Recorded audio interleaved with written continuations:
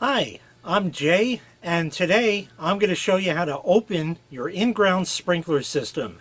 That's right, you do not need to call your sprinkler guy for this. You can do it yourself, and it's very easy. Now, before we even get started, let's think about, well, what if you actually have a problem? Well, here's my recommendation. Call up, make your regular appointment, like you normally do, and then, if you have no problem, cancel. But call early, because everybody else wants their sprinklers open also. And then you can call and cancel and tell them that your grandmother died for the 50th time or something like that. You know, something came up. And that really is it. Everybody's system is different. I can only show you what I have. So let's get right into it. First thing you want to do is go to your water supply that feeds your sprinkler system. Mine is right here. This has a drain cock on it, so I want to make sure that's nice and tight, because if it's not, there's going to be a problem. Now we're going to open this valve. It goes one way or the other. We'll figure it out in a second. But you want to do it slowly. It goes this way. You should hear water. There he goes. For just a little bit, and then you can open it all the way up. Now we're going to go over to the sprinkler timer. Now, you probably have a different one. This is an ancient one, but I love it because it makes it really easy. I have 7 zones. 5 is not normally used, but I do charge it up anyway, and I can adjust the time that each of these run. We're going to go to 5 minutes for the first zone and 2 minutes for the rest. 5 minutes just gives me time to get outside and show you everything out there. And of course you'd want to note how much time each zone runs for before you do that. Now I'm opening my system early. It's April 30th, 2024, and it's not quite time to put the sprinklers on just yet, but I know that it's not going to freeze overnight anymore, so I don't have to worry about that, so it's safe to open. And this way, it's going to be ready for you. All I have to do is turn that dial over to auto, and my sprinklers will automatically run like they normally do. I'm going to bring it over to auto right now, because I need to get the system on. And then, mine is really nice, because I just hit manual. It says all. I press enter, and it shows zone 1 for 5 minutes. Let's go outside. Okay, safely in the bushes where no one can see our mistakes, I'm going to turn this valve on. That's original to the house for water outside. This is the sprinklers, and that's where I blow it out from, but I just want to purge whatever air.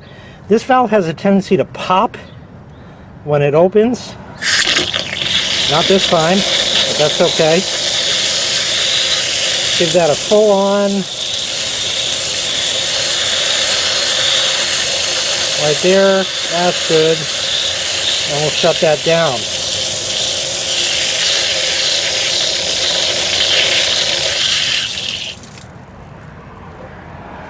Good old-fashioned gate valve takes forever. Now we have a ball valve here. I'm going to open that, and that's going to send water to the sprinklers. Slow. Here's a head right here. We're getting nothing yet, but there we go. A little bit of water. Head down there in the corner. We're waiting for the lines to fill. There we go. We're just getting some water there. So we'll come back here. Yes, this plant is dead, but my drip emitter is going. There is a sprinkler in the corner here that is spraying. One somewhere down there. Let's take a look. That's spraying.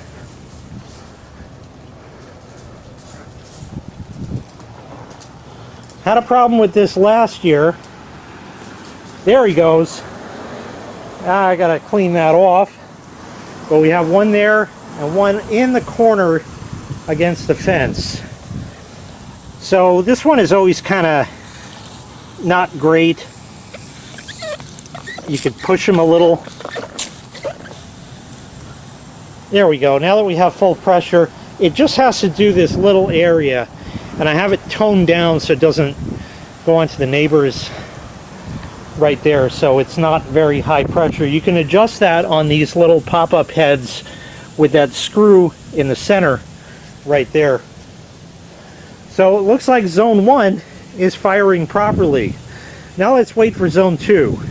Okay, zone 1 just stopped. Zone 2 should now be on, and we are waiting for it to fill the line. So you do have to have this waiting period before we see anything. There should be one right near the crack in the driveway here. I'm hearing stuff. There's one. There we go. And 3.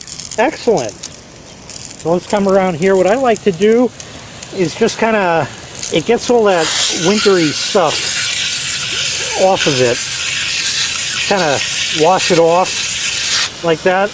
This system is, oh, I don't know, 15 years old or something at this point. The heads leak. I got to replace all of them. This one here too is leaking as well. They're all leaking, so it just is. Some might say it's wasting water. Well, not really. It's going in the ground, just not exactly where we had planned. This head is usually a problem, which also leaks. Because see all the crap that it gets? Look at all that. And it's missing the top. This one is really, gets really beat up because it's right by the street. So we'll clean that up good. That's 2, zone 2. Spraying nicely. Everything's going well. So now we'll go to zone 3. Okay, 2 just shut down. So zone 3. I know there's one right in the corner here. There he goes. Once again, it's filling the line, so we gotta wait. There we go. 1. It's gotta go out. There's 2. And there's a 3rd one, which has not popped. So we might have to come back to that. No, there he goes. There. Wow, that took a long time. All right, good. This one's leaking nicely too. So again, we'll just clean off what we can. Yeah, see how it grows onto these? Yuck. See, the ones in the middle of the lawn, this one is pretty nice. They didn't mount it straight. I don't know if you can tell, but it gets the job done, barely. They didn't do such a hot job installing this, but it's what's here. This one leaks real good. See all that. And it's got a plant growing in it. This one being up against the edge, the weed whacker hits it, so that's why that's missing the top.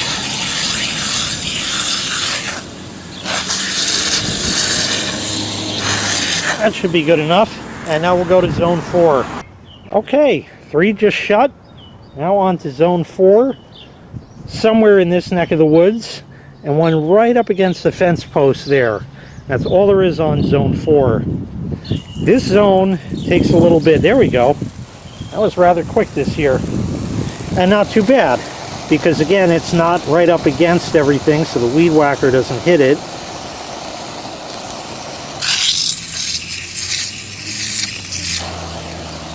There we go. A little more junk on it. And this one, neighbor's been doing mulch here, so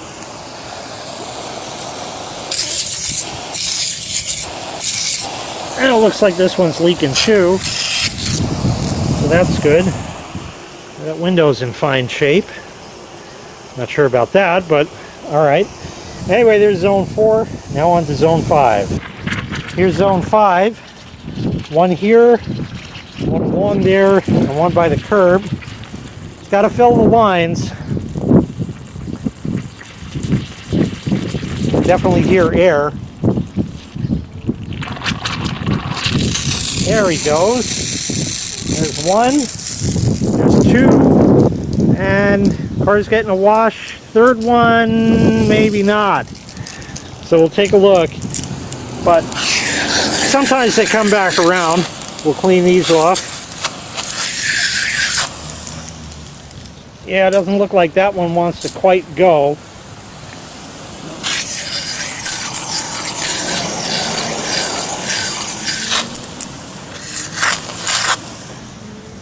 Now this one,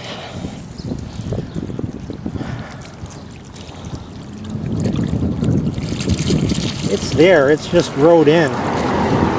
We're gonna just hold, whoa. Not the happiest looking fella I've ever seen. Another problem is we have very sandy soil. And as such, those little particles of sand get in there and really do a number. So we're gonna have to come back to this one, which we'll do at the end. We'll just let it be for now, and I'll put this zone on manually. And sometimes it'll just work second try, you never do know, but if not, I'll show you what to do. Now on to the backyard, zone 6. Pretty sure that one against the fence will go. I think there's one here.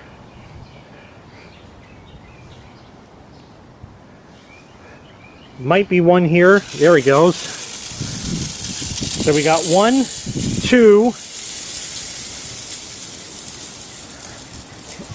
and I think on the side, and maybe, yeah, there it is. And I think the last zone has the others. This one, see, the backyard ones look great. There's one. Well, let's walk around the table, I guess.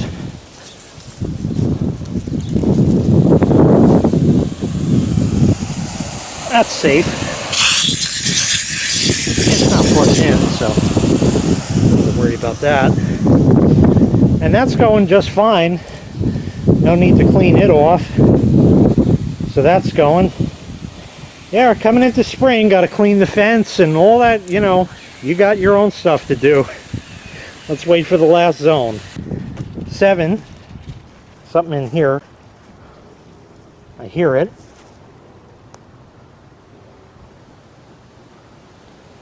Yeah, 7 should be here against the fence, somewhere in this neck of the woods, and over on the side.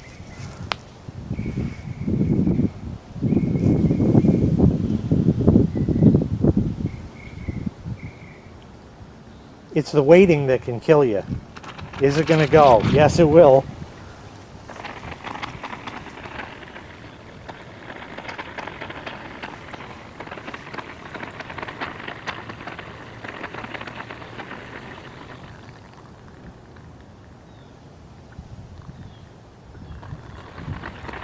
Still got a lot of air in this one, so until it gets that air out, it can't build pressure and pop the heads.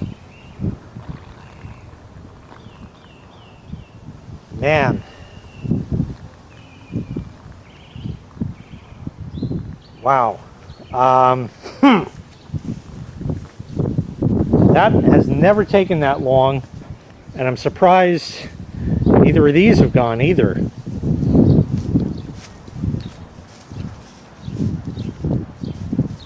Nor here.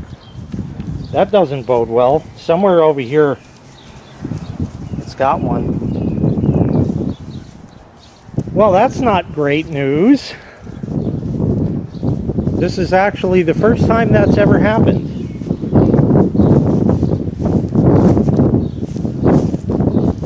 Well, not good.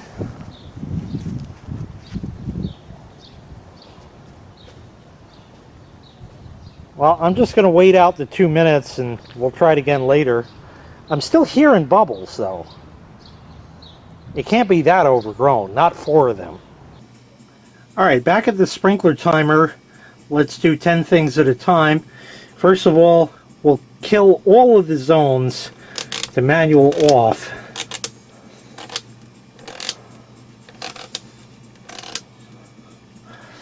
Now we need zone 5 again. So now I can just put zone 5 up to manual on. And that should be going.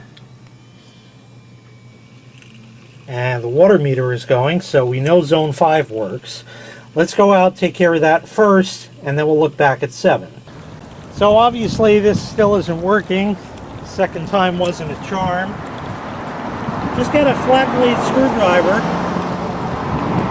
and kind of help pry up the head. There you go. That's all it's going to take for that one. Like I said, it's the soil that we have.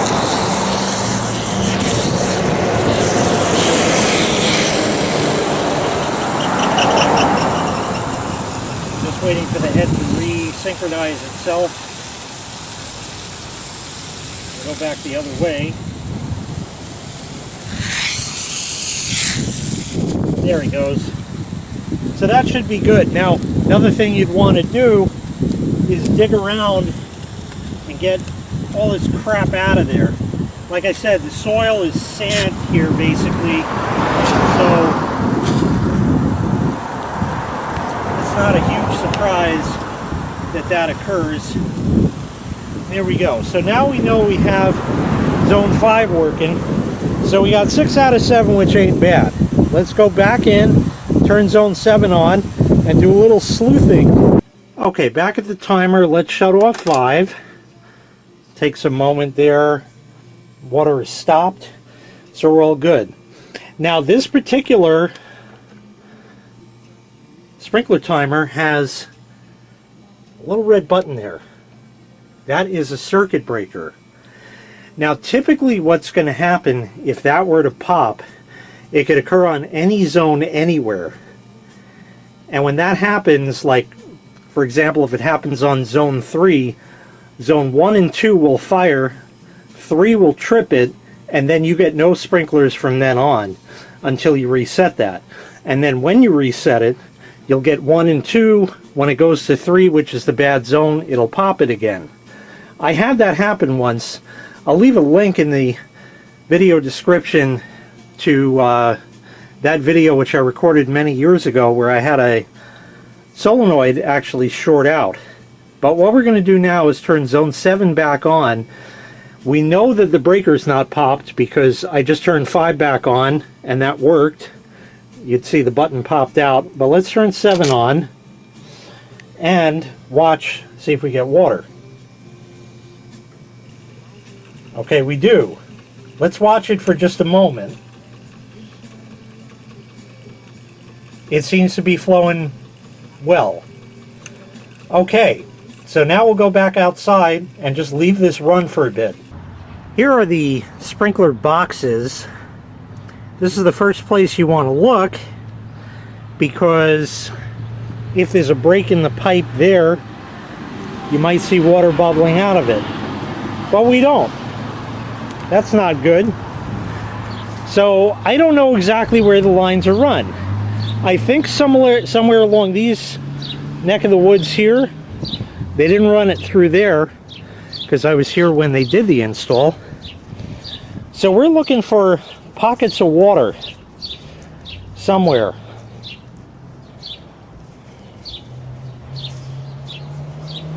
There's nothing here that is calling my name. Everything is just as if it weren't even on. So that's not helpful. Let's carry on. We're going to go now to the other side of this fence. From my recollection, the lines run somewhere in through here and then kind of make a beeline to the fence. But the way they plumbed this, you know, why is that head on one zone and this one over here on another? And I'm not seeing any water bubbling up from anywhere. I don't feel anything that is indicative of a broken pipe. So let's carry on.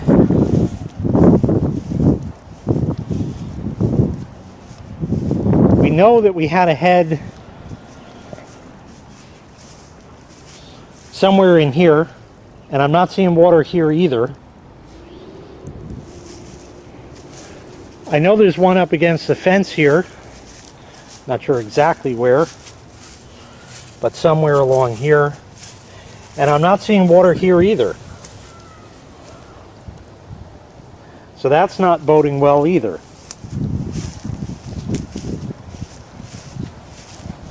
And the last head, we were hearing water going, but nothing. So we're essentially dead in the water. Now, there is a little water here, so I'm going to pick at that with my screwdriver and just see if I can get that to pop up. It is entirely possible that all four of the heads on this zone are stuck, but unlikely. So let me pick around for a minute. Something that is kind of concerning is that water is not gushing out of this, which tends to tell me that there is a pipe problem. So first thing I'm going to do is just feel around. Okay, the head is here, and everything is pretty grown in. Oh, in fact, I feel, here we go. Here we go. So it is possible we just have stuck heads. So let me make sure that's in frame for you. You should be able to see that. We have water flowing. So this doesn't mean the pipe isn't broken. What it means is that there could be a broken pipe, or this head could just be totally stuck. Or we could also have a valve issue. Do you hear that? It's like humming. Push it down.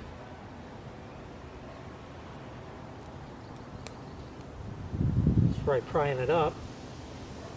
Again, this system is old. These heads are old. Oh, looky there. Okay. So we got one. That's a great thing. I guess it was stuck. All right. So now I have to hunt around and see where there's water over here and do the same thing. There we go. Fixed. And I want to show you how I did it. So you recall just a few moments ago we only had this head going, and that's only because I knew pretty much exactly where it was, and I saw the water, which was a huge help. Well, guess what? Just like a toilet, sometimes it gets stuffed up when after a big meal. You know what I'm talking about. So what I did is I just went here and just pushed it down. That acts as a plunger and pushed the water back. That worked because this is the end of the zone. And I know that for a fact. Would it work on other heads? Yeah, probably, but I don't know. In fact, let's test that. I'm going to show you one of the other heads, and then I'll push down on this. Okay, you see that head there? So now I'm going to push down over here, and we'll see if the water changes. See that?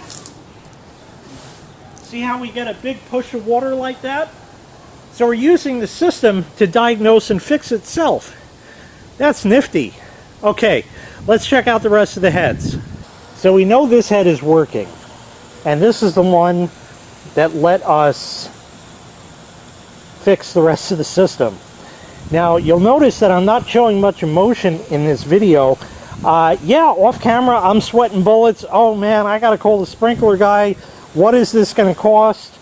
Yes, I know the heads all need to be replaced because they're all leaky and stuff like that. However,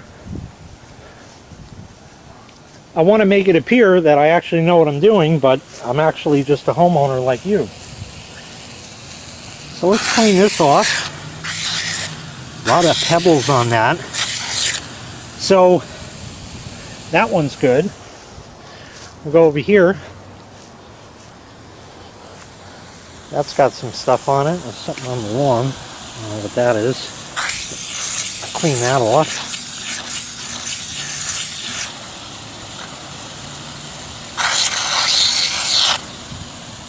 New heads obviously would operate a lot better.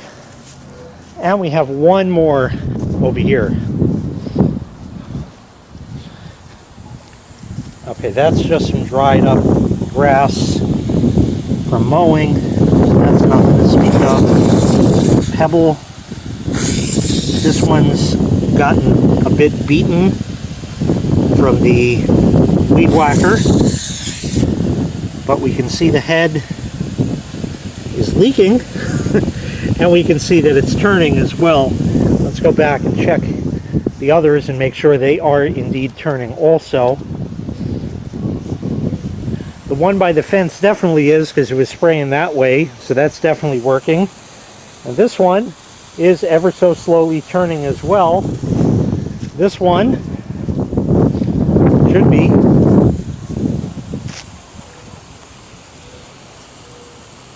Ever so slowly, counterclockwise. Very good. So there we go. Zone 7 now works. And I fixed it with itself. That was pretty good. So now I don't have to call the sprinkler guy because everything's good. Once it's just the initial popping up for the year, should be good to go after that. And this one obviously is working as well. Now, you should check your sprinklers periodically through the season. Once every couple of weeks, once a month. Do it like, June, July, August on the 1st or something like that. And that way you can make sure that everything is operating properly. What could have happened here is we could have had a broken pipe, or probably more commonly, pipe falling off the fitting. And then we'd see a gush of water coming up, but that wasn't the case. So we have that. Could have been a bad valve, but we checked the circuit breaker. We know all the other zones work, so that didn't pop. But it was just a matter of stuck heads, and all 4 of them were stuck. That one was stuck, that was stuck, the one we just saw, and this one, which I knew where it was, and it was very helpful that I knew that it was on the end of the zone. Now you can figure that out very easily when you turn your system on after it being devoid of water for the winter, because typically, not always, but typically the very last head is the one that is going to pop up last on the zone. It's usually also the farthest one away from the house. That's just how it's plumbed in. Not always, but most times. So that'll give you an indication. Again, could I have done that using that head there? Yeah, if I knew exactly where that was and it popped up, or I was able to get it to pop up, then yes, that might have been a possibility. And would it have worked? Yeah, I think it kind of would have pushed in all directions and made it work like that. Maybe not as good as the end zone, but still not bad. Another option that you would have in the event that the heads won't pop up, but you do know for a fact that there's not a broken pipe, is to feed air into the system. If you watch my winterization techniques, I'll show you in that video. I'll leave a link to that, to last fall when I blew these out, and that'll show you how I administer air to that. And you can pump these with a lot of pressure. You want to go slow at first, but if your air compressor puts out 100 psi, that might be more than the water pressure that you have, and that might be just enough to get it to pop up and free itself up, and then you can take the air off and feed water back through it and have working sprinklers, and everything looks nice and happy with the birds chirping and the dandelions and the sprinklers working, and everything is just a nice happy thing right now. So that's absolutely wonderful. Let's head back inside and close this out. Okay, we know that's working. Let's shut that off. Water is stopped. We're good. Let me put the cover back on here, and then we'll reset this. Incidentally, before I do that, 2 things I wanted to point out. One, Did you know there's a battery in there? This particular one takes a 9-volt battery. I'm not going to go digging through here, but you see a plus sign there? That's a little 9-volt battery. It's hidden behind the wires, so you got to kind of weasel it out of there. That battery was dead this year, and that means that the entire system lost its programming, and I had to reprogram it. The system is plugged in up here, that electrical box. There's a black wall wart type transformer there, and I leave it plugged in year-round. And that, on this particular timer, helps the battery stay. It doesn't recharge it, but it doesn't use much of it, and that battery just died from old age. So that's one thing. So you might want to change your batteries. Leave it powered while you do that, and hopefully it'll keep your system settings in there, what time everything comes on in that. Second thing is this thing. All the heads, except for the little pop-up risers and on the first zone, are Hunter PGP rotor sprinklers, and this is a tool that you can get. You can look online, just Hunter PGP tool, something like that should give you that. And the hex part allows you to adjust the stream if you wanted a longer spray or a shorter spray. And this piece here goes into a different hole on the top, and it lets you adjust the angle of it. I'll leave a link to that video in the video description as well. Let me get this closed back up. Okay, we're all set here. What I'm going to do first is turn my dial to off. It doesn't go the one click that way, so I have to turn it all the way around. That's just how it's designed. But now I'm going to reset all of these to 20 minutes. So I just slide these up, and we'll go with 20 to start with. That 25 rather will do. And zone 5 I don't really use, so I'm going to leave that off for now. And right there we go. So now all of the times that the zones will run are reset. The system is turned off. Now, when it's time that, hey, it's really warm out, the lawn needs watering, stuff like that, all I have to do is turn that dial to auto, and then I don't have to worry about it. Everything will go automatically. So how about that? I had a failure that I did not expect was going to happen pretty much ever. You never do really expect it. But that was really pretty odd, where none of the heads on that zone were firing. Take note of where all of your heads are, and that way, you know, just need a general idea of where they are, and typically the water will clue you in. So that last zone, zone 5 we'll start with, was easy. It was just stuck because A, the heads rolled, and B, it's by the curb, all the sand from the winter, and that we get some nasty winters, although this one was pretty good. But the soil also here is pretty much sand. So all them little particles can get in there, jam up the works, and that's why that one didn't want to pop up. So just with a screwdriver it popped up, and usually that should do it. You can operate it a couple times, turn that zone on and off a few times and make sure, and if it works, you know, 3 times in succession, it's probably good. But like I said before, check your sprinklers maybe once a month.